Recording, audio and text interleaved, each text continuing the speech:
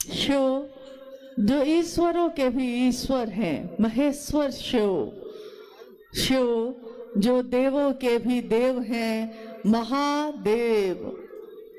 शिव जो अघोरियों के भी ईश्वर हैं, अघोरेश्वर।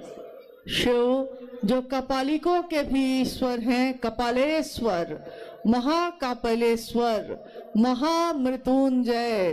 काल भी जिससे नियंत्रित होता है, भय को भी जिससे भय लगता है, महाकाल, महाभैरव, नटराज शिव।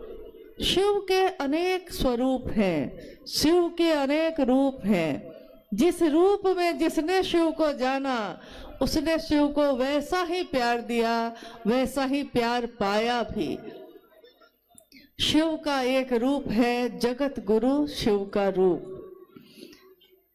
जब भारत देश में संकीर्णता, अज्ञानता और रूढ़ियों के पास से ये बंधा हुआ था, कहीं भी कोई रोशनी की किरण नहीं दिख रही थी। पूरा विश्व अध्यात्म के संक्रांति काल से गुजर रहा था।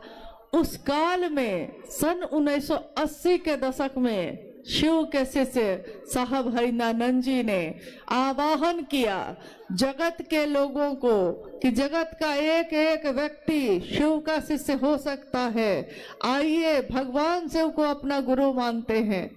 साहब श्री ने कहा, शिव जन जन के गुरु हैं, मेरे हैं, आपके भी हो सकते हैं। मैंने परीक्षा की है, आपकी परीक्षा भी प्रार्थनीय है। उन्होंने प्रार्थना की, उन्होंने ये नहीं कहा कि मैं कह रहा हूँ इसलिए मान जाओ। उन्होंने कहा कि मैंने पिछले 8 वर्षों में, जब से मैंने शिव को गुरु माना, परीक्षा ही परीक्षा की अपने गुरु की। कहते हैं गुरु शिष्य की परीक्षा करते हैं, परंतु शिव के शिष्य ने शिव को गुरु बना तो लिया और शिष्य ही गुरु की परीक्षा कर रहा है। पिछले 8 वर्षों में साहब श्री ने देखा कि जो वो सोच रहे हैं सो हो जाता है, जो वो कहते हैं वो घटित हो जाता है। यहाँ तक कि जो उनकी सोच है दूसरों को शिव की तरफ बढ़ाने की, जो अंतः प्रेरणा जगी है उनके मन में, ये अंतः प्रेरणा कि अगर यदि विश्व का मानव, संपूर्ण मानवीय सृष्टि अगर अपना शिष्य भाव देती है शिव को गुरु मानकर, तो विश्व गुरु शिव को विश्व के मानव के अभ्युदय का भार, उसका उत्तरदायित्व लेना ही पड़ेगा। साहब श्री ने कहा कि मैंने देखा है शिव से सुंदर कुछ भी नहीं, शिव से अच्छा कुछ भी नहीं, शिव से बड़ा मित्र नहीं, शिव से बड़ा कुछ भी इस धरती पे नहीं है। शास्त्रों ने लिखा कि नास्ति सर्व समो देवो, नास्ति सर्व समा गति, यानी शिव से बड़ा कोई देव नहीं है, शिव से बड़ी कोई गति नहीं है। नास्ति सर्व समो रणे, नास्ति सर्व समो दाने, शिव से बड़ा कोई योद्धा नहीं है, शिव से बड़ा कोई दानी नहीं है। अगर महादानी कोई है भी तो शिव है। और साहब श्री शिव के शिष्य ने कहा नास्ति सर्व समो गुरु, शिव से बड़ा कोई गुरु नहीं। अगर कोई धरती पे गुरु है, उसका भी कोई गुरु है, उसका भी कोई गुरु है, तो सबसे अंत पड़ेगा, सबसे आदि होगा, आदि गुरु शिव। उन्होंने कहा कि जगत में रहने वाले अमीर हो या गरीब हो, चाहे वो अलग अलग जाति, अलग अलग धर्म के हों, परंतु यदि वो अपना शिष्य भाव देते हैं, अपने मन का भाव चढ़ाते हैं, तो महादेव गुरु के रूप में कोई भेद नहीं करते, महादेव ईश्वर के रूप में भी भेद नहीं करते, महादेव गुरु के रूप में भी भेद नहीं करते। जहाँ सारे भेद खत्म हो जाते हैं। इसीलिए एक रिक्शा चलाने वाला भी महादेव के दरबार में गले से लगाया जाता है और महलों में रहने वाला भी महादेव के गले से ही लगता है। ये शिव के शिष्य की दुनिया ऐसी दुनिया है जिसमें सदियों से सताए लोग यहाँ सीने से लगाए जाते हैं। दरबार में सच्चे शिव गुरु के दुख दर्द मिटाए जाते हैं। जहाँ जाके हमारे दुख और दर्द मिट जाते हैं, जहाँ पहुंचकर हमारी पीड़ा तिरोहित हो जाती है, खुद ही खत्म हो जाती है। हम भूल जाते हैं हमारे जिंदगी में क्या दुख है, क्या गम है, जिसको हम भूल जाते हैं जब महादेव का सानिध्य प्राप्त करते हैं। उसी महादेव को अपना गुरु बनाने की बात साहब ने कही। साहब श्री हरिनानंद जी ने जो इस संक्रांति काल में आध्यात्म का बिगुल बजाने वाले हैं और जिन्होंने कहा कि मानव का मानव से प्रेम करना ही धर्म है। धर्म हिंदू मुस्लिम सिख ईसाई नहीं होता, धर्म वो होता है जो एक मानव धारण कर सके और धारण करके जिसके कारण जीवन बढ़ सके। संप्रदाय आपस में बांट सकते हैं, परंतु मानव का धर्म आध्यात्म सारी रंगीनियों को एक कर देता है। आध्यात्म रंगीनियों पर निर्भर नहीं करता। आध्यात्म की रोशनी हर इंसान में एक ही होती है। हमारे रगों में खून एक ही तरह दौड़ता है, हमारी सांसें एक ही तरह से चलती हैं, हमारे दिल की धड़कनें एक ही तरह से धड़कती हैं, हमारा जीवन जो चलता है एक जैसा ही है। अगर आप ना कहिए तो किसी को पता भी ना चले कि कौन किस जाति का है, कौन किस धर्म का है, हम बताते हैं। परंतु जब साहब श्री के जीवन में एक क्षण, एक पल ऐसा आया जब आकाशवाणी हुई और आकाशवाणी में उनसे पूछा गया कि तुम जो करते हो दूसरों को करने के लिए नहीं कहते हो। साहब श्री ने कहा कि मैं उस समय डिप्टी कलेक्टर था, मैं कह सकता था कि मैं डिप्टी कलेक्टर हूँ, मैं कह सकता था कि मैं अमुक व्यक्ति हूँ, मैं हरिंद्रानंद हूँ, लेकिन मुझको कुछ भी याद नहीं रहा। मुझको बस इतना ही याद रहा कि मैं शिव का शिष्य हूँ और मैं शिव का शिष्य बनाता हूँ, शिव का शिष्य हूँ और शिव शिष्य बनाता हूँ। इस परिचय के अलावा मुझको कुछ भी याद नहीं रहा कि मैं कौन हूँ, कहाँ से आया हूँ, कहाँ को जाऊँगा। आध्यात्म आत्मा का विज्ञान है, खुद की खोज है, स्वयं की खोज। मैं कौन हूँ, कहाँ से आया हूँ, कहाँ को जाऊंगा और मेरे इस जीवन का उद्देश्य क्या है। जब शिव की शिष्यता की व्याप्ति हुई थी उससे पहले उसकी पृष्ठभूमि में, यानी शिव की शिष्यता आज जो व्यापक है, जिसकी व्याप्ति दिख रही है चारों तरफ, जहां जाइए वहां शिव का शिष्य मिल जाता है, जहां जाइए हाथों में रुद्राक्ष के कंगन वाले गुरु भाई गुरु बहन मिल जाते हैं। इससे पहले जब यह व्याप्ति हुई भी नहीं थी उस समय साहब श्री ने पृष्ठभूमि में उसकी तैयारी शुरू की थी कि विश्व का मानव शिव भाव से भर सके, यह पूरी धरती शिवमय हो सके। इस तैयारी में उन्होंने काफी पीड़ा भी सही, काफी कष्ट भी सहे। साहब कहते हैं कि जब से चला हूँ चलता ही जा रहा हूँ, बस चलता ही जा रहा हूँ और इस धराधाम पे आया हूँ। मेरे जीवन के इतने वर्ष बीत गए हैं, एक दिन सबको यहाँ से जाना होता है, मुझको भी जाना होगा। धराधाम से सबको जाना ही पड़ता है, परंतु मैं जब से यहाँ आया हूँ मैंने अपने जीवन में इसके सिवा कुछ भी और नहीं चाहा कि शिव हमारे आपके सबके गुरु हो जाए। मैंने चतुष्टय कोई कामना नहीं की, मैंने अर्थ धर्म वित्त काम मोक्ष किसी चीज की कामना नहीं की। मेरे मन में एक ही कामना है कि हर व्यक्ति सचमुच में शिव का शिष्य बन जाए। इसके सिवा मैंने शिव से कुछ नहीं मांगा। दुनिया ने शिव से मांगा, दुनिया ने शिव से अपनी मनोकामनाओं की पूर्ति मांगी।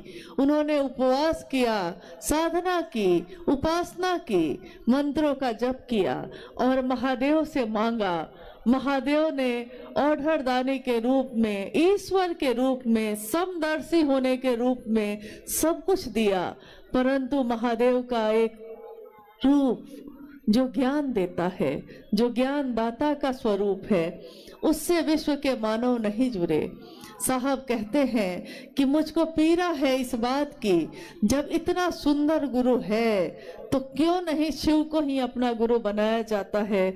और गुरु कोई हो, चाहे वो शरीर में हो, चाहे वो शरीर से परे सूक्ष्माति सूक्ष्म स्वयं ईश्वर हो, गुरु भेद नहीं करता। जो शिष्य बन के जाता है वो किसी जाति का हो, किसी धर्म का हो, किसी वर्ण का हो, अमीर हो, गरीब हो, कोई हो, गुरु ज्ञान देने की जिम्मेदारी वहन करते हैं और कोई भी शिष्य बनकर शिव को गुरु बना सकता है। इसीलिए आज शिव की शिष्यता में हर धर्म के लोग शामिल हो रहे हैं बहुत तीव्र गति से, क्योंकि हमारी जड़ वही है। आज टहनियां हैं, पत्ते हैं, वृक्ष की शाखाएं, प्रशाखाएं फूट रही हैं, परंतु उसकी जड़ तो एक ही है। हमारी उत्पत्ति का मूल एक ही है, हमको जाना भी एक ही जगह है। तो जो शिव जगत के गुरु के रूप में आज विराजमान है, हम आज उनको अपना गुरु बनाकर अपने जीवन को धन्य मानते हैं। कभी हमने सुना था कि राजा भगीरथ ने, जिनके बारे में आपने सुना था या सुना होगा, अपने बड़े बुजुर्गों से सुना होगा, शास्त्रों में पढ़ा होगा, किताबों से जाना होगा, कहानियां सुनी होंगी कि जब माँ गंगा का अवतरण हुआ था यहाँ धरती पे, जब माँ गंगा यहाँ नहीं थी, उससे पहले की घटना है कि एक राजा हुए भगीरथ। राजा भगीरथ के पूर्वज सबका संहार हो गया, सब मृत्यु को प्राप्त हुए, परंतु किसी का उद्धार नहीं हो रहा था। जब उद्धार नहीं हुआ तो लोगों ने सुझाव दिया राजा भगीरथ को कि अगर आकाश गंगा से गंगा नदी धरती पे उतर जाए और उसकी पावन जलधारा में आपके पूर्वजों की अस्थियां अगर भींग जाए, उसमें प्रवाहित हो जाए, तो सबको उद्धार हो जाएगा। लेकिन ये काम बड़ा कठिन है। मात्र माँ गंगा को जमीन पे उतारने की बात हो रही थी, लेकिन बात बड़ी कठिन है, बहुत मुश्किल है, इतना आसान नहीं है। तो राजा भगीरथ ने तपस्या शुरू की माँ गंगा की। कितने वर्षों के कठोर तपस्या के बाद गंगा प्रकट होती हैं। राजा भगीरथ गंगा से कहते हैं कि माँ, आप धरती पे उतर आइए, मेरे पूर्वजों का उद्धार होगा। माँ गंगा कहती हैं, क्योंकि उस समय उनके जल में, उनके जल की धारा में बड़ा प्रवाह है, बहुत तेज है, बहुत तीव्र है वो।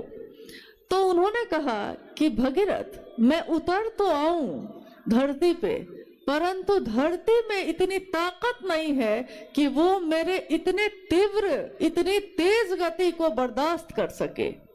अगर मैं इस गति से उतरी धरती पे तो पूरी धरती डूब जाएगी, कुछ भी बचेगा नहीं। इसलिए मैं उतरना तो चाहती हूँ, उतर नहीं सकती, मेरी गति बहुत तीव्र है, इसको पृथ्वी धारित नहीं कर सकेगी। अब भगीरथ बड़े निराश हुए, तो सबने उनसे कहा कि भाई, जब हारे को, जब सब जगह से हार जाता है कोई, तो वो शिव की शरण में जाता है। अब महागुरु महादेव ही, वो शिव ही आपके इस पीड़ा का समाधान कर सकते हैं। आप उनकी तपस्या करिए। कहानी है कि राजा भगीरथ ने शिव की तपस्या शुरू की। घनघोर तपस्या करते करते एक दिन शिव प्रकट होते हैं, पूछते हैं, भगीरथ क्या चाहिए? भगीरथ कहते हैं कि मुझको माँ गंगा को उतारना है जमीन पे, मगर वो कहती है कि मेरी गति इतनी तेज है कि धरती बर्दाश्त नहीं कर सकेगी महादेव, अब मैं क्या करूं। महादेव ने कहा बस इतनी सी बात है, ये कौन सी बड़ी बात मांगी तुमने। और कहानी है, घटना है कि शिव ने अपनी जटाओं को खोला है और माँ गंगा को कहा है कि उतरो, अपनी तीव्र गति के साथ उतरो, तुम में जितना तेज है, जितनी गति है, उस गति के साथ उतरो। गंगा तीव्र गति से उतरती है, तेज से, अहंकार से भरी हुई कि मुझसे बड़ी गति, मुझसे बड़ा तेज किसी में नहीं है, उतरती चली जाती हैं, शिव की जटाओं में समाती चली जाती हैं और शिव अपनी जटाओं को बांध लेते हैं। गंगा उस जटा में अंदर ही समाहित रह जाती हैं। अब भगीरथ फिर परेशान हुए। भगीरथ ने कहा कि शिव भगवान, आपने तो माँ गंगा को उतारा परंतु अपनी जटाओं में बांध लिया, फिर मेरा क्या फायदा हुआ, मेरे पूर्वजों का उद्धार तो नहीं हुआ। तो कहते हैं, कहानी है ये, कहते हैं कि शिव ने अपनी जटा का थोड़ा सा हिस्सा, बस थोड़ा सा हिस्सा खोला है और गंगा जो इतनी तेज से उतरी थी धरती की तरफ, धीरे धीरे धीरे धीरे पतली सी गंगोत्री में उनकी धारा है, पतली सी धारा धीरे धीरे धीरे धीरे धरती पे उतरी है और आगे जाकर बहुत चौड़ी होती चली गई है, लेकिन वो प्रवाह शांत हो गया है। तो आज भी लोग भगीरथ का नाम लेते हैं, आज भी लोग कहते हैं कि हे भगीरथ राजा ऐसे थे जिन्होंने गंगा को उतारा शिव की जटाओं में, शिव की जटाओं से गंगा धरती पे उतरी। आप गौर कीजिए, साहब हरिंद्रानंद जी ने क्या किया। साहब हरिंद्रानंद जी ने अपने मन को साधा, उन्होंने शरीर से कोई तपस्या न की, लेकिन उन्होंने अपने मन को तपा दिया इस बात के लिए कि शिव, साक्षात शिव धरती पे उतर जाए। एक गंगा को उतारने में तो भगीरथ की हालत खराब हो गई और यहाँ स्वयं शिव को ही जमीन पे उतारने की बात उन्होंने की। स्वयं शिव जब जमीन पे उतरते हैं तो जगत का एक एक व्यक्ति शिव बन के चलता है। वो बोलता है तो लगता है शिव बोल रहे हैं, उसको देख के लगता है कि शिव को देखा जा रहा है। शिव अपनी शक्तियों से जाने जाते हैं, शक्तियां ही शक्तियां हैं शिव की, परंतु संयमित हैं, किसी का तेज नहीं, किसी की गति तीव्र नहीं, सारे लोग शांत हैं, अनुशासित हैं और संयमित हैं। स्वागत करते हैं हम उस युग पुरुष का, स्वागत करते हैं हम अपने साहब हरिंद्रानंद जी का।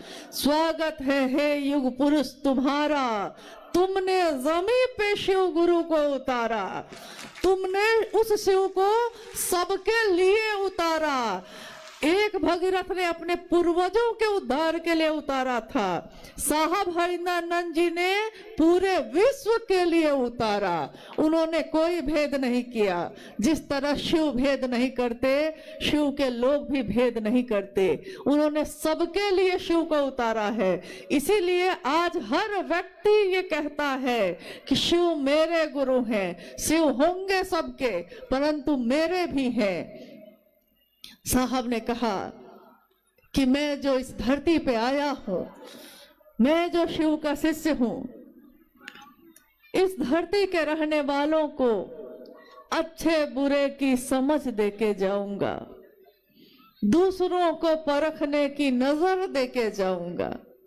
अच्छे बुरे, अच्छा क्या है, बुरा क्या है, क्या मेरे जीवन के लिए सुंदर है, क्या मेरे जीवन के लिए अच्छा नहीं है, उन्होंने कहा, अच्छे बुरे की समझ देके जाऊंगा, दूसरों को परखने की नजर देके जाऊंगा। यारों, मैं इस जमाने का संग तराश हूँ, जमाने का, एक पत्थर का नहीं। एक पत्थर को मूर्तिकार तराश कर मूर्ति बना देता है। बेकार पड़े पत्थर को भी मूर्ति बनने पे मूर्ति वंदनीय होती है, मूर्ति पूजी जाती है। परंतु साहब हरिंद्रानंद जी शिव के शिष्य ने तमाम विश्व को, जमाने को, पूरी दुनिया को कहा कि मैं इस जमाने का संग तराश हूँ, पूरे जमाने को ही मूर्ति का रूप देने वाला मैं शिव का शिष्य, पत्थरों को भी बोलने का हुनर देके जाऊंगा। पत्थर को भी जिसने बोलना सिखा दिया। हम लोगों के जीवन में जो हमारा जीवन शून्य था, कोई जीवंतता नहीं, कहीं कोई हलचल नहीं, हम जी तो रहे थे, बस अपने जीवन को काट रहे थे। उस जीवन को एक लक्ष्य दे दिया, एक उद्देश्य दे दिया। लक्ष्य विहीन जीवन एक जानवर जीता है, परंतु इंसान, उसको अगर एक लक्ष्य मिल जाए तो इंसान में इतनी ताकत होती है कि अगर उस इंसान को आध्यात्मिक ऊर्जा मिल जाए तो आध्यात्मिक ऊर्जा के संचरण से वो चंद्रमा पे भी पहुंचता है, वो मंगल पे भी पहुंचता है, वो अंतरिक्ष में भी विचरण करता है, वो आकाश में उड़ना सीख जाता है, वो पाताल में जाना सीख लेता है, वो समंदर में सुरंग बनाना सीख लेता है। अगर आध्यात्मिक ऊर्जा हो तो वो धरती के सारे लोगों को एक सूत्र में बांधता है, जिस तरह साहब श्री ने, माँ नीलमानंद जी ने अपनी ममता के सूत्र में हमको आपको बांध दिया। अलग अलग पत्थर हैं हम, अलग अलग मोती हैं हम, सबके अलग विचार हैं, सबकी अलग सूरत है, सबकी अलग सीरत है, परंतु अलग अलग सूरत और सीरत के लोगों को उन्होंने धागा एक ही है, एक धागे में पिरो दिया। शिव शिष्यता का धागा, जिस धागे को बनाने वाले हैं साहब श्री हरिंद्रानंद जी, उन्होंने अपनी उस ऊर्जा से जो शिव ने उनको दी थी, उस ऊर्जा का सदुपयोग करके विश्व के मानव को एक धागे में पिरो दिया है। हम मोती हैं अलग अलग, परंतु हमारे धागे एक ही है, एक ही धागे में पिरोए हुए हैं हम। उसी तरह जिस तरह रोशनी होती है आकाश में जब, तो हम देखते हैं कि तारे हैं, सबकी चमक है एक जैसी, तारे अलग अलग हैं परंतु चमक सबकी एक ही है। उसी तरह मोती भी हम अलग अलग हैं लेकिन धागा हमारा एक ही है, शिव शिष्यता का। और शिव की शिष्यता मेरे मन प्राण में स्वस्फूर्त जागरण हो जाए, उसका जाग जाए मेरे मन में, इसके लिए उन्होंने दिया पहला सूत्र, जिसमें हम कहते हैं, हे शिव आप मेरे गुरु हैं, मैं आपका शिष्य हूँ, मुझ शिष्य पर दया कर दीजिए।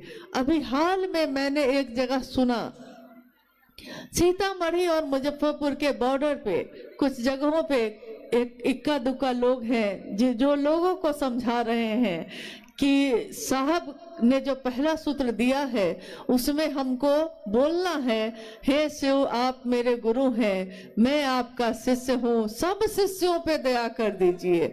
तो मुझको याद आया, जब किसी ने ये कहा तो मुझको याद है कि साहब श्री ने अक्सर ये बात कही कि तीनों सूत्रों के निरूपण में जो मेरी अनुभूति है, मैंने तीनों सूत्रों के माध्यम से दिया है, तीन सूत्र में या शिष्यानुभूति जो मैंने लिख दी है, आओ चले शिव की ओर जो मैंने लिख दी है, साहब श्री ने कहा उसमें एक बिंदु, एक कॉमा का परिवर्तन करना भी विनाशकारी साबित हो सकता है, क्योंकि अर्थ बदल जाएंगे। अगर वाक्य बदला तो उसके अर्थ बदल जाएंगे, और साहब ने जो वाक्य दिया है उसके सिवा उसका अर्थ दूसरा कुछ करना हमारे लिए हितकारी नहीं है, ये उचित नहीं है। इसलिए पहला सूत्र उन्होंने दिया, हे शिव आप मेरे गुरु हैं, मैं आपका शिष्य हूँ, मुझ शिष्य पर दया कर दीजिए। मुझ शिष्य यानी मेरे अपने बात हो रही है, मुझ में शिव का प्रकटीकरण हो जाए, स्वस्फूर्त जागरण हो जाए। इस जागरण के लिए शिव की शिष्यता में पहला सूत्र है। दूसरा सूत्र भी हम जब करते हैं, महादेव की चर्चा, महादेव की चर्चा की धूम है। महादेव की चर्चा में चर्चा महादेव के लिए की जाती है, चर्चा सुनी भी जाती है महादेव के लिए, कही भी जाती है महादेव के लिए। यहाँ कोई गुरु नहीं है, यहाँ कोई विद्वान नहीं है, यहाँ कोई प्रवचन करता नहीं है, यहाँ शिव के शिष्य जमा हुए हैं, शिव की बात हो रही है। शिव की चर्चा कहना और सुनना शिव के लिए होता है, ये तमाशा नहीं है। भीड़ इकट्ठी करना साहब का मकसद नहीं है, उनका ये मकसद नहीं है कि हंगामा खड़ा कर दूं मैं, उन्होंने कभी ये नहीं चाहा। इसीलिए शिव के शिष्य चाहे हजारों की संख्या में इकट्ठे होते हैं, लाखों की संख्या में इकट्ठे होते हैं, परंतु संयमित होते हैं, अनुशासित होते हैं, हंगामा नहीं करते, वो धीरे धीरे सहज बन के अपने पांव को रखते हैं। उन्होंने कहा कि दूसरा सूत्र ध्यान की अनुपम विधा है। ये एक ऐसी विधा है जिसको बोलने वाला जो बोल रहा है उसका मन भी अगर शिव के पास से हट गया वो बोल नहीं सकेगा। सुनने वाले का मन भी अगर शिव की परिधि से बाहर हो गया वो सुन ना सकेगा। तो बोलने वाले का मन भी, सुनने वाले का मन भी शिव की परिधि में रहना बहुत जरूरी है, अनिवार्य है। इसीलिए महादेव से दया मांगकर ही महादेव की चर्चा करिएगा, ताकि मेरा मन हमेशा शिष्य बनकर उनकी महिमा का गान गाता रहे, मेरे गुरु शिव सबके हो जाए, इसका काम हमारे आपके इस शरीर से होता रहे, इसी की कामना है। तीसरा सूत्र जिसमें साहब श्री ने कहा कि शिष्यता के भावांतरण के लिए शिव के गुरु स्वरूप को प्रणाम निवेदित करना आवश्यक है। शिष्यता का भावांतरण इसका अर्थ होता है हमारा जो विचार है, अभी जो मैंने विचारों में शिव को गुरु बनाया है, ये मेरा स्वभाव बन जाए, मेरा शिष्य भाव बन जाए, मैं शिष्य का भाव लेकर जगत में उतरूं, व्यष्टि का नकाब हटाकर समष्टि की ओर चलूं। मैं जो एक व्यक्ति हूँ, मैं जो अमुक व्यक्ति हूँ, मैं शिव का शिष्य बनकर जगत में, समष्टि में, समाज में, दुनिया में उतरूं जो मेरे हृदय में है। अगर मेरे हृदय में शिव की रोशनी का दिया, शिव के ज्ञान का दिया जल रहा है, तो मैं उस ज्ञान के दिए को लेकर धरती पे उतरूं, समाज में उतरूं, ताकि समाज में जो आध्यात्मिक और मानसिक अंधेरा छाया हुआ है उसमें रोशनी लाई जा सके। वो अंधेरा स्वतः दूर हो जाता है रोशनी के आने से। अंधेरा रहता ही है, हमेशा रहता है, शाश्वत है वो, परंतु एक रोशनी की किरण आते ही तमाम अंधेरे दूर हो जाते हैं। जिस तरह परसों जब हम लोग पटना उतरे, रांची से पटना आए, पटना से मुजफ्फरपुर पहुंचे, परसों हम लोग जब उतरे तो चारों तरफ कुहासा ही कुहासा था, चारों तरफ अंधेरा ही अंधेरा दिख रहा था। गाड़ी जो चल रही थी उसकी रोशनी भी बड़ी मुश्किल से कुछ दूर तक दिख रही थी, और उसी समय से हम लोग मन ही मन इस बात की प्रार्थना करने लगे कि महादेव का काम है, पता नहीं महादेव की दया कैसी होगी, कैसे इस कार्यक्रम को निकाला जा सकेगा, लोग कैसे सुरक्षित आएंगे, लोग कैसे जाएंगे। कहीं मैदान में अगर थोड़ी दूर भी दिखाई न दिया तो लोगों को कितनी असुविधा हो जाएगी।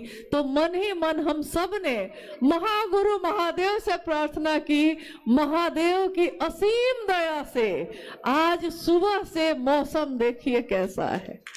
आज सुबह से अपने सूरज अपनी रोशनी को बिखेर रहा है। उस सूरज को धन्यवाद है जिसने शिव के शिष्यों की मदद की। जिसने शिव की शिष्यता की इस पावन जलधारा को और अपनी तपिश देकर और सुंदर कर दिया।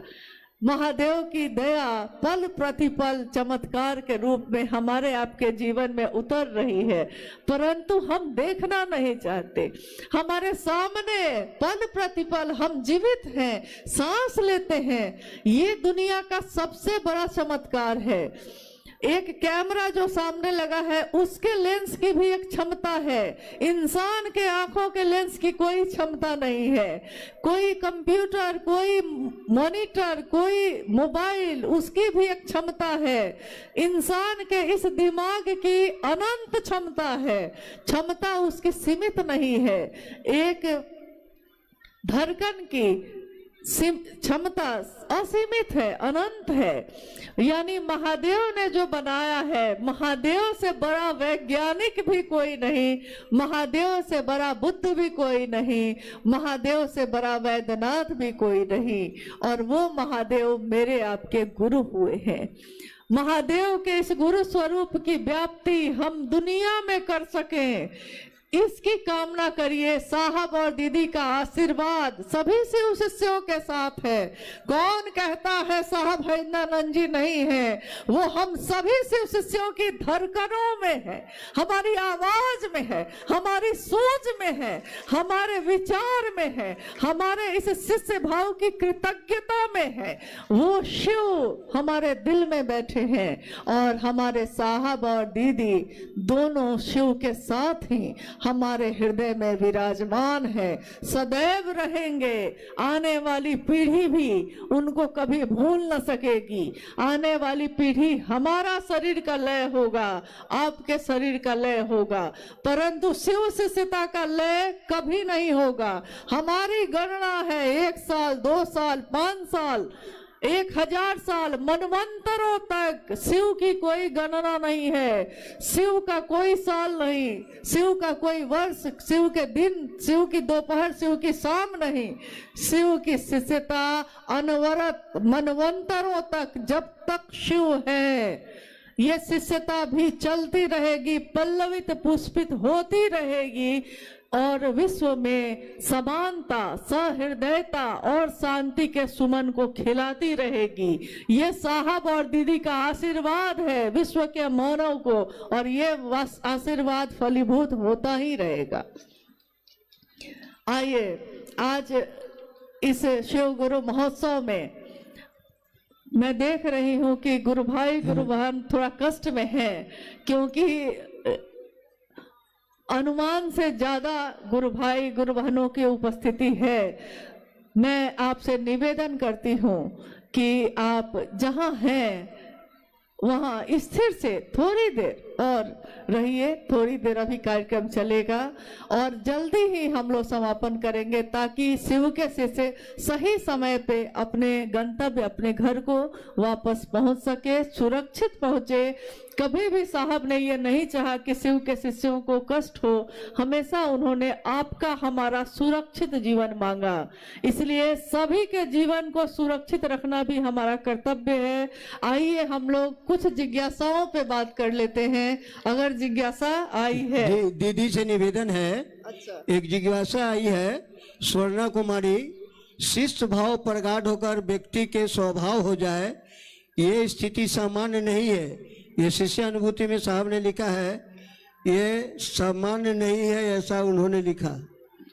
हाँ, शिव शिष्यता का भाव प्रगाढ़ होकर, प्रगाढ़ का अर्थ होता है गहरा, मजबूत, प्रगाढ़ होकर, गहरा होकर, मजबूत होकर मेरा स्वभाव बन जाए।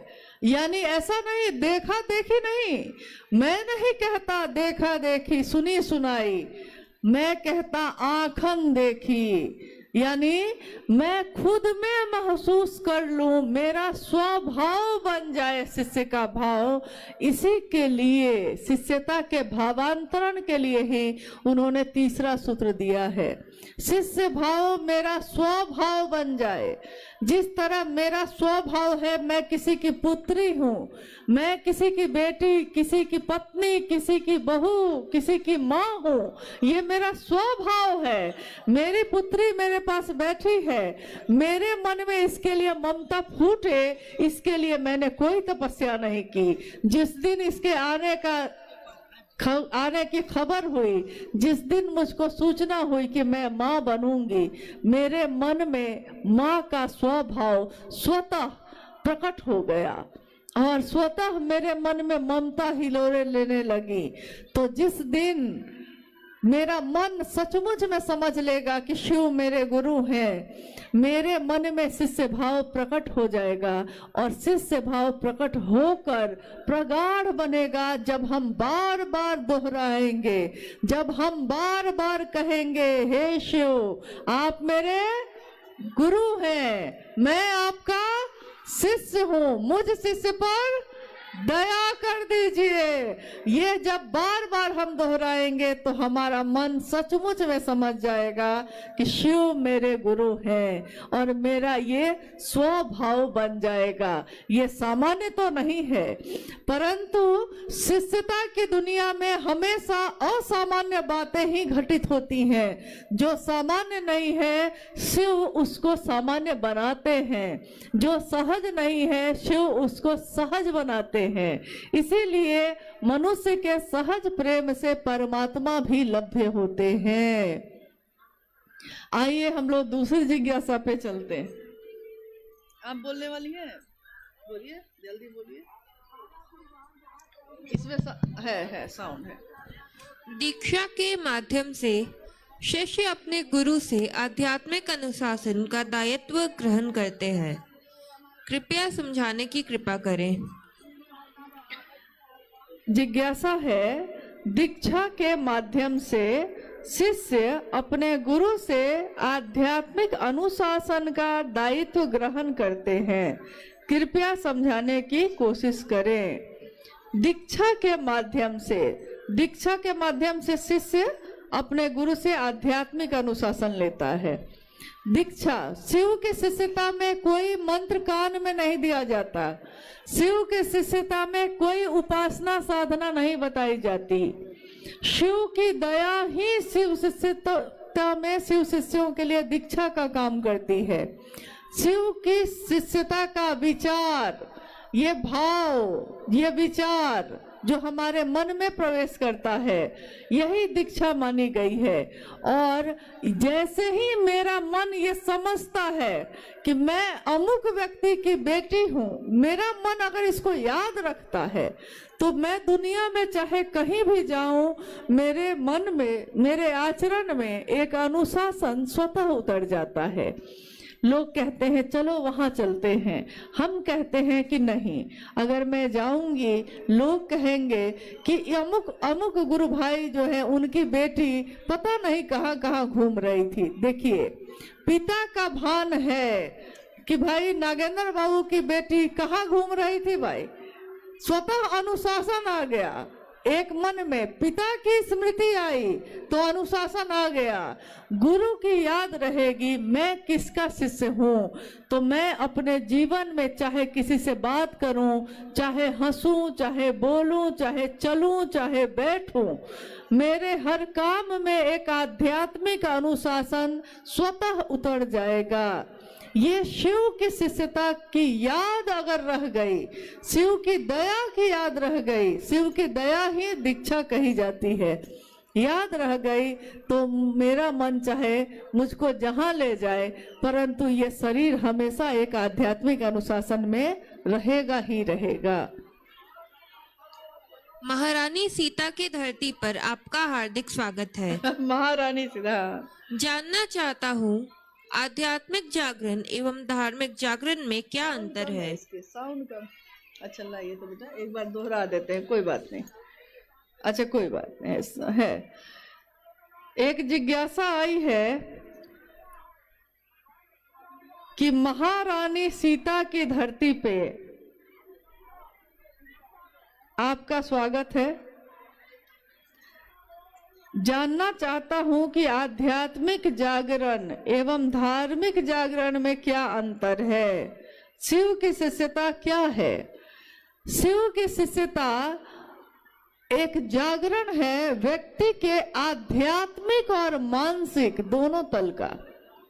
आध्यात्मिक तल का अर्थ होता है कि ईश्वर से, जीव से शिव हो जाने का रास्ता। आध्यात्मिक तल यानी आध्यात्म मैं कौन हूँ, कहाँ से आया हूँ, इसको जानने की उत्कट अभिलाषा पैदा होती है। और मानसिक जागरण, धार्मिक जागरण, इसमें जिज्ञासा है धार्मिक जागरण। तो धार्मिक जागरण का अर्थ अगर आपने मजहब से लगाया है, अगर आपने संप्रदाय से लगाया है, तब तो अलग अलग तरीके का हो सकता है। हिंदू, मुस्लिम, सिख, ईसाई सबके अपने अपने तरीके हैं जागरण के। परंतु अगर आपने धर्म, जो सचमुच मूल में जो धर्म धारण करने योग्य धर्म का मतलब है, तो ये मानव का मानव से प्रेम होना ही है। ये शिव के शिष्यों का पूरी धरती के प्रत्येक व्यक्ति से प्रेम होना, शिव की शिष्यता में उसको शिव की ओर बढ़ाना, यही है और कुछ भी नहीं है। पढ़ देते हैं क्योंकि फिर आवाज कम। एक जिज्ञासा आई है, माला पर गिनती में प्रणाम करना, टुकड़े टुकड़े में प्रणाम करना एवं अजपा जप के माध्यम से प्रणाम करना, तीनों में क्या अंतर है? माला पे जप करना यानी मंत्रानुक्रम से होगा, सांस का उससे कुछ लेना देना नहीं होगा, मंत्रानुक्रम से होगा। टुकड़े टुकड़े में करना यानी जितना मेरा मन जितनी देर महादेव पे टिके उतनी देर आप उसको प्रणाम कर लीजिए। और अजपा जप यानी सांसों के माध्यम से आप अहर्निश शिव के को प्रणाम कर सकते हैं। सांसों की माला पे जपलू में शिव का नाम, सांसों की माला पर श्वास श्वास में नाम ले, वृथा श्वास मत खो, ना जाने इस श्वास का फिर आना हो ना हो। हर सांस में उस शिव का नाम ले सके, शिव का प्राण मंत्र जो नमः शिवाय है उसका उच्चारण कर सके, उसको अनुभूत कर सके, इसकी कोशिश करनी है। जिज्ञासाएं बहुत सारी आई है और मुझको लगता है कि शिव शिष्य होने की घोषणा भी आई होगी। शिव शिष्य बनने की घोषणा के लिए भी बहुत सारे नाम आए हैं। जिज्ञासा बहुत सारी है, बनो तो शिव, रहो तो शिव और जियो तो शिव। साहब श्री का कथन है, माँ दीदी नीलमानंद जी की ममता ये पुकार के कहती है, और साहब का ये कथन ये कहता है कि बनना ही चाहते हैं, कोई डॉक्टर बनता है, कोई इंजीनियर बनता है, कोई मास्टर बनता है। अरे बनना ही है तो सबसे सुंदर पक्ष जो है वो पक्ष है जीव का शिव हो जाना। तो सबसे सुंदर पक्ष को लेकर बनिए। कोई पूछे कि कौन है आप, तो आप क्या कहिएगा? कोई पूछे कौन है आप क्या कहिएगा? मैं कौन हूँ? मैं शिव का शिष्य हूँ। कोई पूछे रहते हैं कैसे रहते हैं, तो कहिए कि मैं पीता वारी प्रपातों पे, मैं सोता चट्टानों पे। जैसे शिव बैठे हैं चट्टानों पे, जैसे शिव न्यूनतम व्यवस्था में भी सुखी रहा जा सकता है सिखाते हैं। जो तीनों लोगों का वैभव देने वाले शिव हैं, वो सिखाते हैं कि न्यूनतम व्यवस्था में भी सुखी रहा जा सकता है। जियो तो शिव, जियो यानी जीवन को जीने की कोशिश करिए। मौत तो आनी ही है, एक दिन आके रहेगी। मौत महबूबा है, अपनी एक दिन गले से लगाएगी, परंतु जीने की कोशिश करिए। चाहे थोड़ी भी सुविधा हो, जीना आपका जीवन सबसे बेशकीमती है। जीवन को जीने के लिए उस महागुरु महादेव से दया मांगिए, प्रार्थना करिए। बहुत सारे नामों की घोषणा यहाँ आई है और इतने नाम को बोलना संभव नहीं है। आज के इस शिव गुरु महोत्सव में, जिसमें सभी शिव के शिष्य शामिल हुए हैं, इसमें आने वाले सभी लोगों से मैं निवेदन करूंगी कि जब वो यहाँ से लौटें तो बहुत धीरे धीरे आराम से, किसी को धक्का मत दीजिएगा, बिल्कुल आराम से, धीमे धीमे कदमों से, धीरे धीरे, पहले पीछे के लोग फिर धीरे धीरे इधर के लोग जाएंगे, तब तक वो बैठे रहेंगे। और घोषणा है, जितने भी नाम इस गुरु के मंच पे आए हैं उन सभी नामों की घोषणा हम लोग करते हैं कि आज और अभी से इन सभी भाई और बहनों ने महेश्वर शिव को अपना गुरु बनाया है। इनके नाम की घोषणा शिव के अंतरिक्ष साम्राज्य में प्रेषित की जाती है। कृपया दर्ज हो, जागो जागो महादेव। बहुत धीमे धीमे आप सब यहाँ से प्रस्थान करेंगे। आप सभी के चरणों में मेरा प्रणाम है। कि कालिंपोंग में शिव चर्चा मैं सुन रहा हूं, लेकिन भरोसा नहीं हो रहा है। क्या शिव जो भगवान है और शिव गुरु दोनों एक है या अलग अलग है? जिज्ञासा है कि शिव की पूजा वो कर रहे हैं, शिव की चर्चा भी सुन रहे हैं, उनको भरोसा ये नहीं हो रहा है कि शिव भगवान है कि शिव गुरु है। शिव भगवान भी है और शिव गुरु भी हैं। मेरे पिता भी हैं कोई और वो मास्टर भी मेरे हैं। ये हो सकता है कि नहीं? ये होता है कि नहीं? होता ही है। तो शिव भगवान है। भगवान के रूप में वो समदर्शी हैं। भगवान के रूप में वो सबके ऊपर एक समान दृष्टि रखते हैं। इसीलिए कोई अगर देवता भी तपस्या करे तो उसको भी वरदान देते हैं। कोई राक्षस अगर तपस्या करे तो उसको भी वरदान देते हैं। महादेव भगवान के रूप में प्रसन्न होकर वरदान देते हैं। इसमें कोई, महादेव भगवान के रूप में मनोकामनाओं की पूर्ति करते हैं, इसमें भी कोई संशय नहीं है। परंतु गुरु के रूप में विवेक पूर्ण दान देते हैं। विवेक पूर्ण दान यानी जो हमारे लिए जरूरी होगा, जो हमारे लिए अच्छा होगा। जैसे कहा गया है कि घर में प्रथम गुरु माता और पिता को माना जाता है, क्योंकि माता पिता अपने बच्चे को कभी भी हाथ में खुला चाकू नहीं देंगे। क्यों? बच्चा चाकू मांगता है, माता पिता नहीं देंगे, क्योंकि वो जानते हैं कि चाकू से हाथ काट लेगा। इसको अभी चाकू चलाना आता नहीं है तो चाकू से हाथ कट जाएगा, तो नहीं देंगे। देखिए, माता पिता है वो, लेकिन यहां उन्होंने एक गुरु के तरह विवेक पूर्ण दिया या नहीं दिया, क्या देना ठीक होगा, क्या देना नहीं ठीक होगा।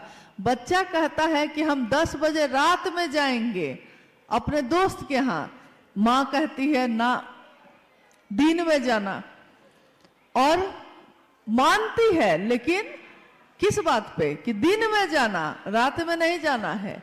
यहाँ उसने क्या किया? विवेक पूर्ण होकर उसकी बात को माना, बच्चे की बात को माना, लेकिन विवेक का भी प्रयोग किया।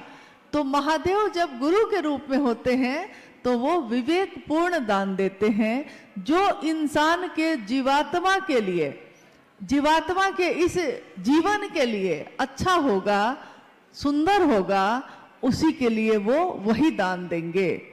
अगर नहीं ठीक होगा तो वो नहीं देंगे गुरु के रूप में, और ठीक होगा तो गुरु के रूप में वो भी दे सकते हैं जो हमारे भाग्य में भी नहीं हो, जो हमारी रेखाओं में भी ना हो, वो भी गुरु अहर्निश देते हैं, देते आए हैं।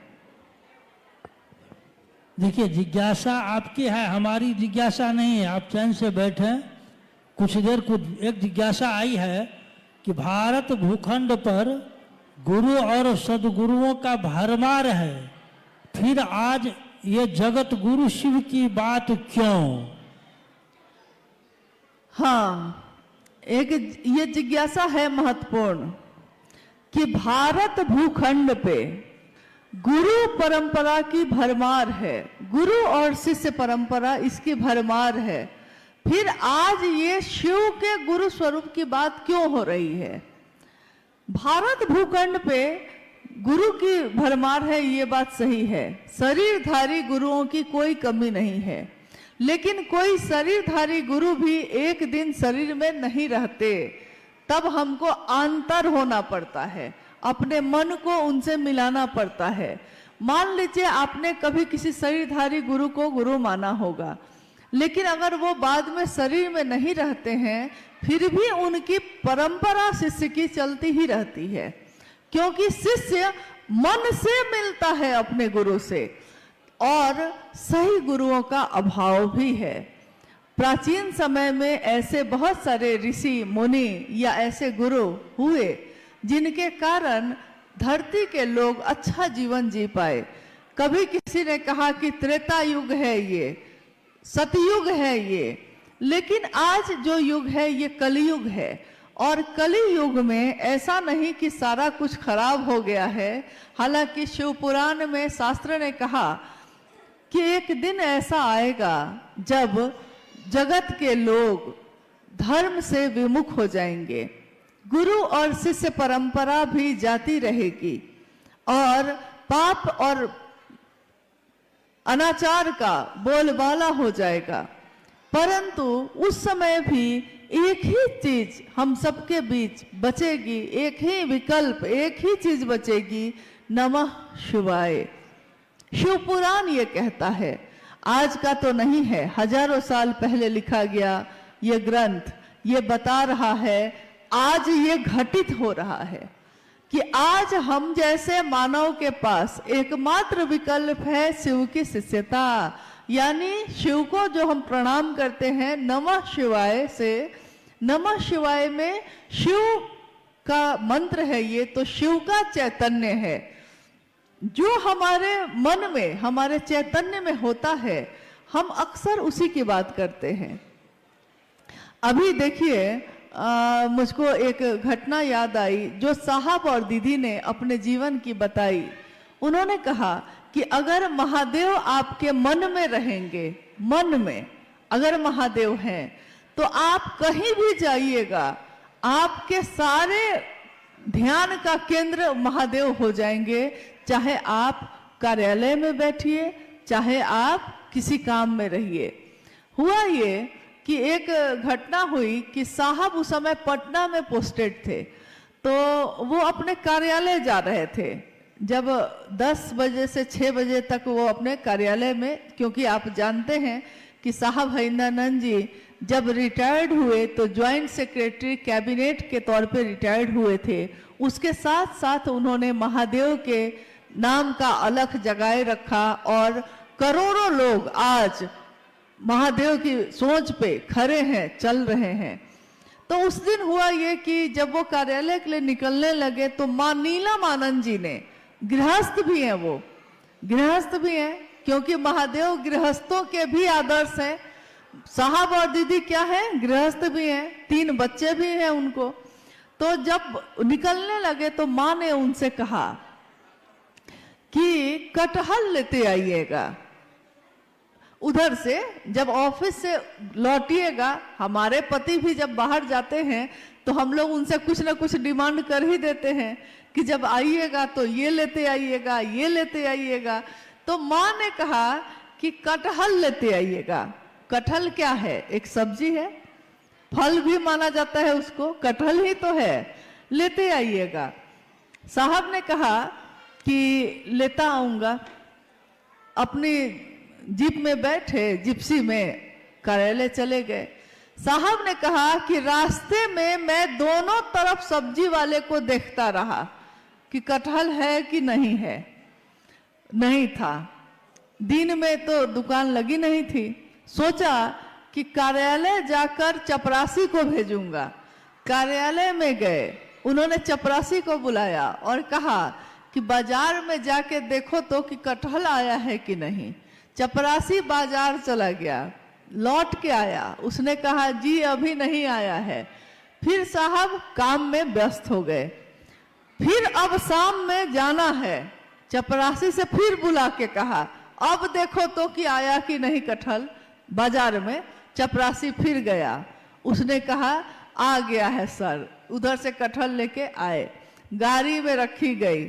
कहा एक ज्वाइंट सेक्रेटरी कैबिनेट और कहा वो कटहल के लिए परेशान हो रहे हैं। साहब ने कहा क्या मैं कटहल के लिए परेशान हो रहा था? नहीं, मेरे ध्यान में नीलम थी, मेरे ध्यान में नीलम थी। तो नीलम ने क्या कहा है ये भी मेरे ध्यान में था। मेरे ध्यान में शिव होंगे तो शिव ने क्या कहा, साहब दीदी ने क्या कहा, ये भी मेरे ध्यान में होगा। तो इसीलिए साहब ने कहा कि वो कटहल मेरे मन में घूमता रहा, जबकि मैं उतना पसंद भी नहीं करता, लेकिन कटहल नीलम ने कहा। महत्वपूर्ण यह है कि किसने कहा। तो यहाँ जब हम शिव को गुरु मानते हैं तो महत्वपूर्ण यह है कि हमने किसके कहने से माना, कौन है जो हमारे दिन और रात में भी हमारा साथ नहीं छोड़ता, जो हमारे चित्त में हमेशा विराजमान रहता है, जिसके लिए हम कहते हैं महादेव साहब दीदी बैठे हैं मेरे सीने में। हम ये कहते ही रहते हैं क्योंकि हमारे मन का ध्यान भी उन्हीं के आसपास घूमता रहता है। तो हमको याद रहता है कि साहब ने क्या कहा, क्यों कहा, क्या करना चाहिए हमको। अगर हमको याद न रहे तो हमको ये भी याद नहीं रहेगा कि उन्होंने क्या कहा। ये याद इसीलिए है क्योंकि वो भी याद है। नहीं, एक जिज्ञासा है, एक ये बहुत सारे गुरु बहनों और गुरु भाई की जिज्ञासा है कि दीदी हम लोग कई बार विचार योजना बनाए कि जाएंगे रांची, नहीं जा पा रहे हैं, रुकावट कहाँ आ रही है? चाहता हूं लेकिन हम लोग रांची नहीं जा पा रहे हैं, कृपया कुछ आप बताएं। जिज्ञासा आपने सुनी है कि जिज्ञासा ये है कि कुछ गुरु बहनों की है कि वो लोग हर कुछ दिन के बाद तैयारी करते हैं कि रांची जहाँ साहब का स्थल है उपवन, हम लोग हर धाम जाते हैं, मेरे साहब की जगह है, हम लोग वहाँ भी जाना चाहते हैं। तो हम लोग तैयारी कर लेते हैं लेकिन जा ही नहीं पाते हैं। तो रुकावट कहाँ आ रही है? रुकावट कहीं नहीं होती। अगर हम किसी पर निर्भर हो जाते हैं तब रुकावट होती है। जैसे जब हम लोगों ने यहाँ आने का प्रोग्राम बनाया तो कुछ लोगों ने कहा कि कलिंगपोंग में बहुत ठंड होगी, दिसंबर में मत जाइए, अप्रैल में जाइएगा। लेकिन चलने वाला जब चल देता है तो वो उसी में एडजस्ट हो जाता है, मतलब ठंड है कि गर्मी है उसी में ढल जाता है। तो हम लोग चले आए। रोकने वाले तो रोकते ही हैं, कहने वाले तो कहते ही हैं। कोई कहता है चल सकते हो, कोई कहता है नहीं चल सकते हो, कोई कहता है जाना चाहिए, कोई कहता है क्यों जाना चाहिए, मत जाइए। लेकिन मेरा मन क्या कहता है? मेरे कौन है वो जिनके लिए हम जाना चाहते हैं, जिनके पास जाना चाहते हैं? साहब और दीदी आज सबके साथ हैं। आप भी तो हम लोग के साथ हैं, तब भी हम लोग आए कि नहीं, आते हैं कि नहीं? कभी सिक्किम आते हैं, कभी सिलीगुड़ी आते हैं, कभी कलिंगपोंग भी आ गए। आज से 15-16 साल पहले साहब के साथ आए थे हम लोग कलिंगपोंग। यहाँ के टाउन हॉल में वो कार्यक्रम किया गया था।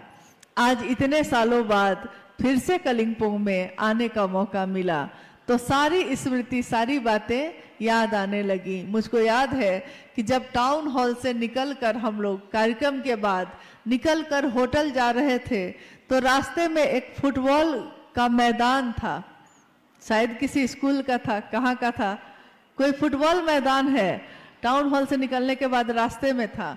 तो साहब ने कहा कि कलिंगपोंग में महादेव का काम इतना हो कि एक दिन मैं आऊंगा, इस फुटबॉल ग्राउंड में महादेव की चर्चा हो।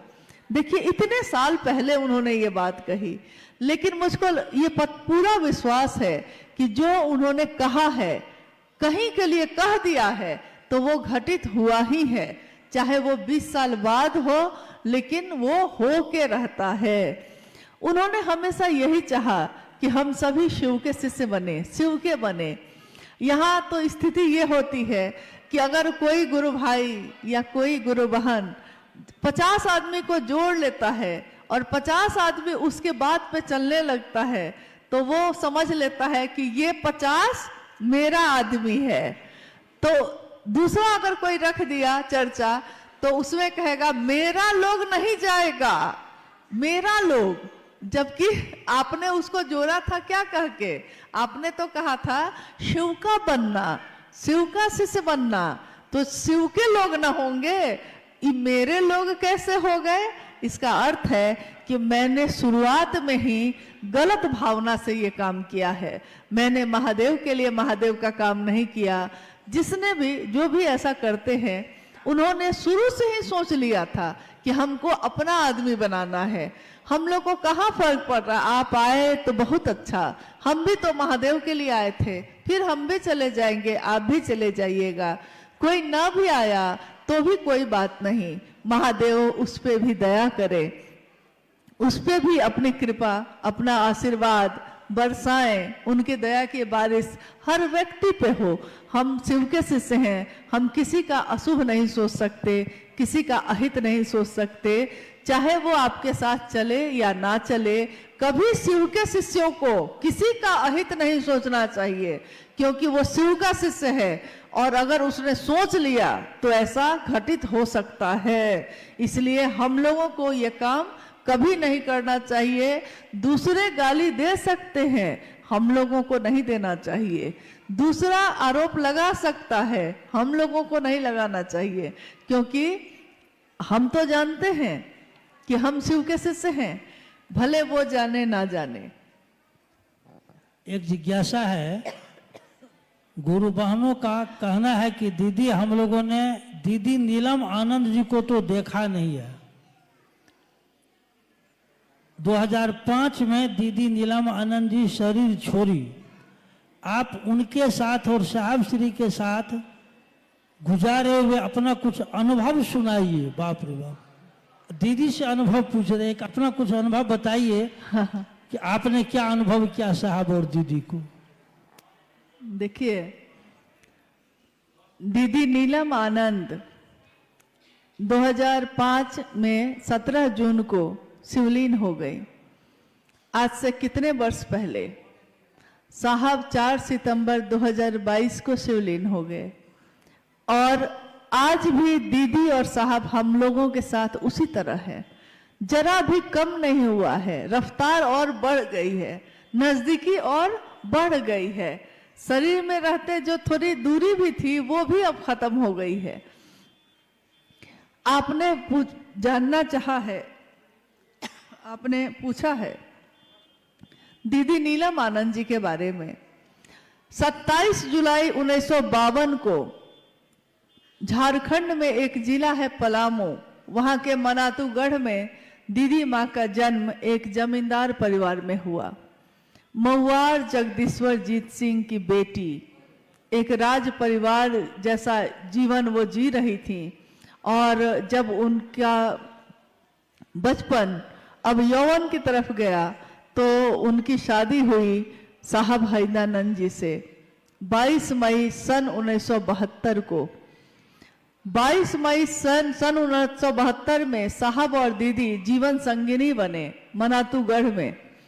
और ये वो समय था जब साहब शमशान साधना किया करते थे। उन्होंने अपने जीवन के 12 वर्ष के बाद से 12वें वर्ष के बाद ही लगातार शमशान कब्रिस्तान साधना, कुंडलनी जागरण, योग, तंत्र, मंत्र, यंत्र, जितनी तरह की विधाएं होती हैं सबको आजमा लिया था। परंतु जब उनका विवाह हुआ मां नीलम आनंद से, तो मां ने देखा कि मेरे पति एक तरफ साहब कानून की पढ़ाई कर रहे थे और एक तरफ वो शमशान साधना कर रहे थे। तुलना नहीं है। विसंगतियों में संगति की स्थापना करते हैं शिव। इसी तरह उनके जीवन को भी देखते हैं हम लोग तो अनमिल आखर जैसा है, विसंगतियों में ही संगति की स्थापना है। उन्होंने शमशान साधना भी जाना जारी रखा और साथ साथ उन्होंने कानून की पढ़ाई भी करना जारी रखा।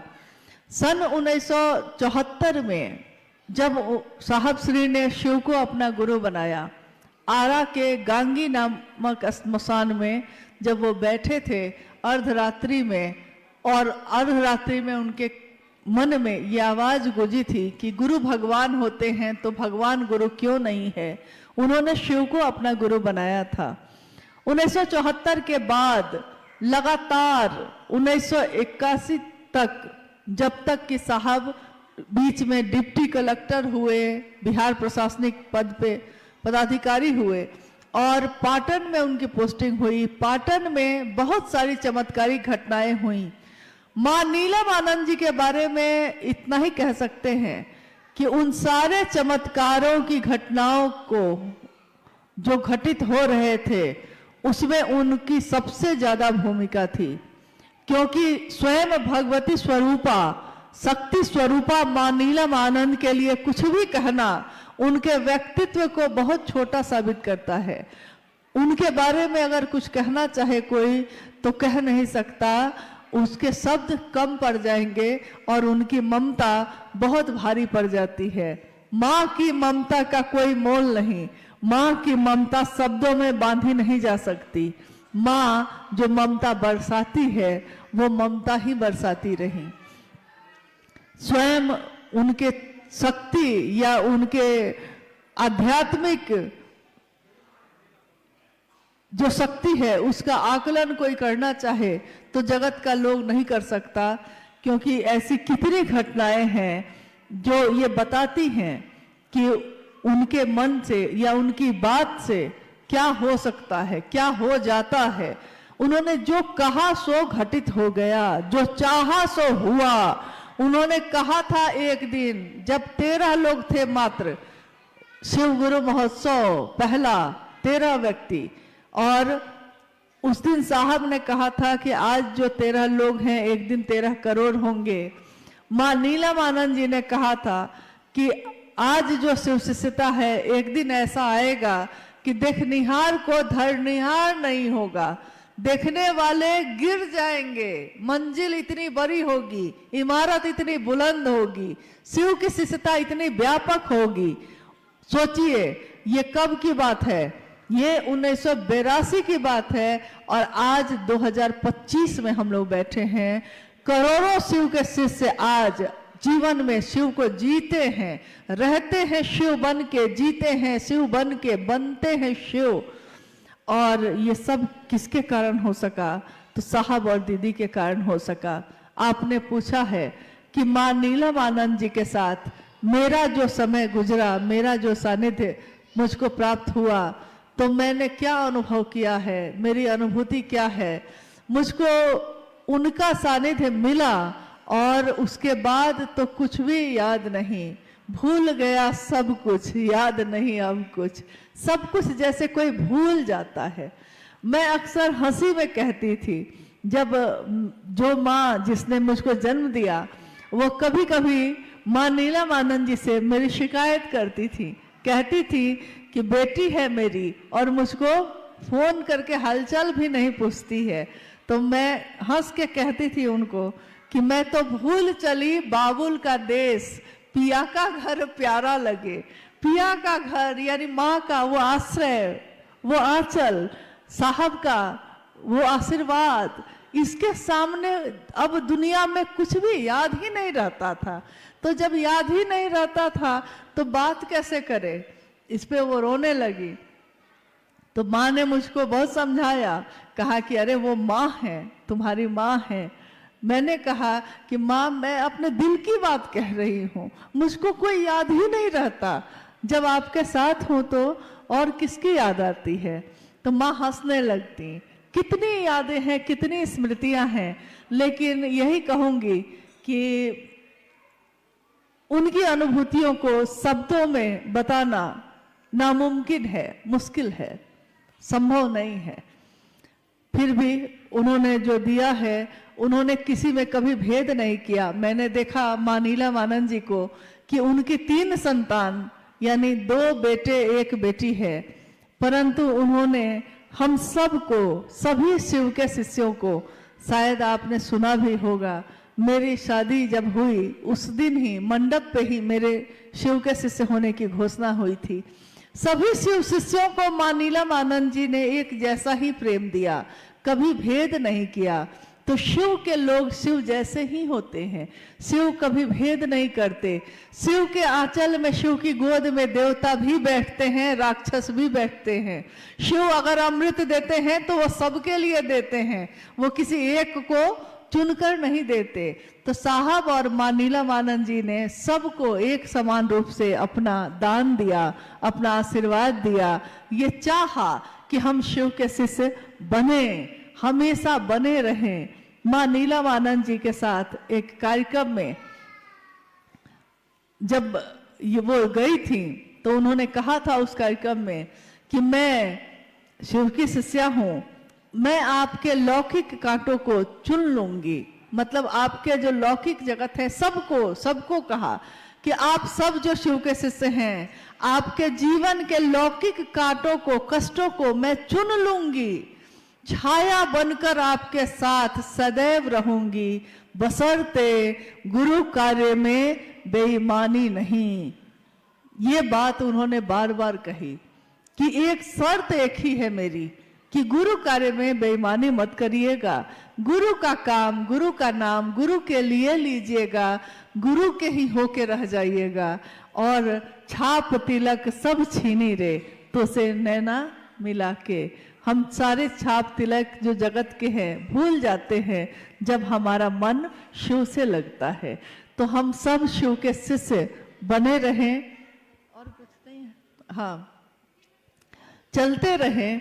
जीवन में जब भी मिलना हो इसी तरह गुरु भाई गुरु बहन बन के हम लोग मिलते रहें। कुछ अपने हैं, कुछ क्या कहेंगे, कुछ कांटे हैं, कुछ कलियां हैं, और इन कांटों और कलियों के बीच ही शिव की शिष्यता है। शिव के शिष्यता कीचड़ में कमल के जैसा है। दुनिया अगर कीचड़ है तो शिव की शिष्यता कमल का फूल है। दुनिया अगर कांटे चुभाती है तो महादेव की असीम दया कांटों पे चढ़ के गुलाब को खिलाती है। दुनिया गुलाब को देखती है, कांटों को कोई देखता भी नहीं।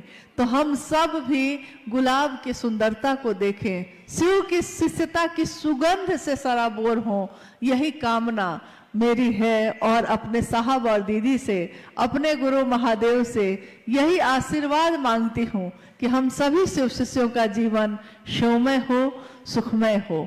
आप सभी के चरणों में मेरा प्रणाम है।